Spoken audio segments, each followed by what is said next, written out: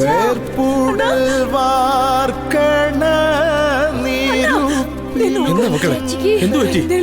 അവിടെ കിടത്ത്.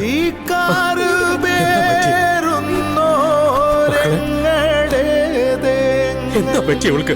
ഒന്ന് പറയേ. വൈദ്യരെവിടെ പോയി? മച്ചമ്മ ഇവിടെ നിന്ന് ഇപ്പൊ ഇറങ്ങിയതേ ഉള്ളൂ. വൈദ്യശാലയ്ക്ക് പോവാന്ന് പറഞ്ഞിട്ടാ പോയത്. അയ്യോ, ഇനി എന്ത് ചെയ്യും? ഇവൾക്ക് എന്താ പറ്റിയ? കറ്റ അടിക്കുന്നതിനിടയിൽ ഒരു വലിയ കരിന്തേള് കടിച്ചതാ. ഭഗവതി, നീ കണ്ടു തേളിനെ? ദേവി നിലവിളിച്ചോണ്ട് വീണേനടെ കണ്ടു. നല്ല വലിപ്പമുള്ള കരിന്തേൾ.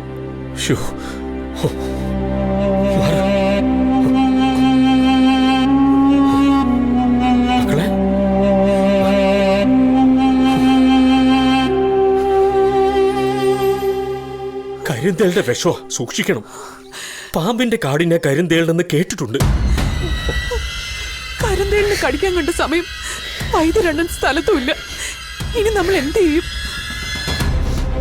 അമ്മാവൻ ഇതൊരു ഈർക്കൽ പ്രശ്ന. ഇനി എപ്പ വരുമെന്ന് ആർക്കറിയാം?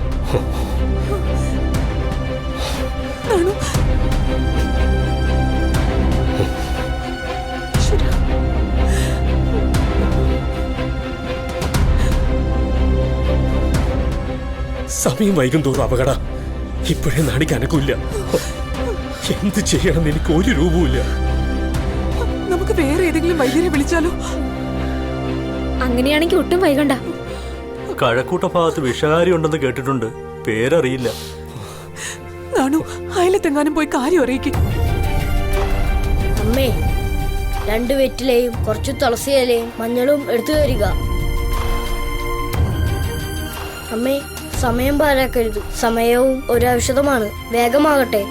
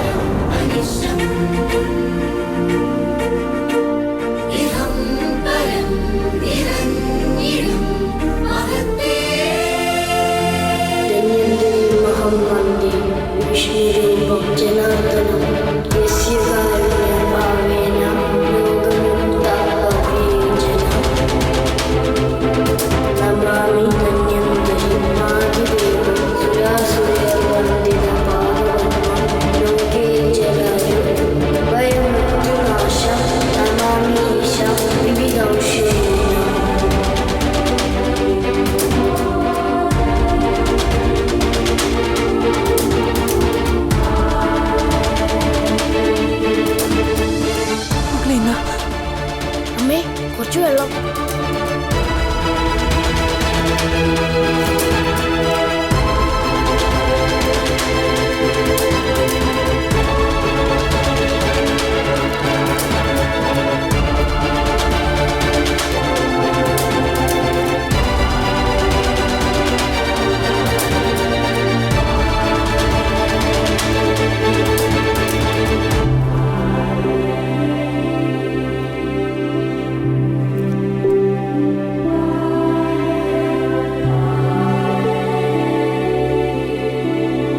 शिवशङ्कर सर्वशरण्य विभो भवसङ्कटनाशन पाहि शिव कविसन्दति सन्दतवुं തൊഴുവിൻ ഭവനാടകമാടുമരും പൊരുളേ ഓം നമഃ ശിവായ ഓം നമഃ ശിവായ.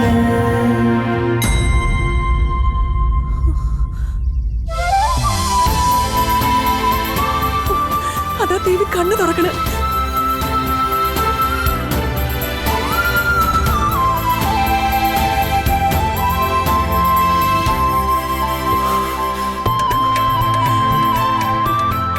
ആശ്വാസായി. വലിയ അതിശയം തന്നെ. വലിയൊരു അത്യാപത്ത് ഞാൻ ഭയന്നു. ഇതെങ്ങനെ?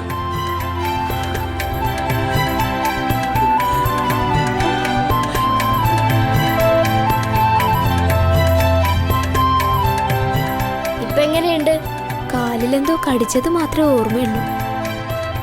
ഞങ്ങള് ഭയന്നിരിക്കുകയായിരുന്നു. നാണു ദൈവത്തെ പോലെ രക്ഷിച്ചു.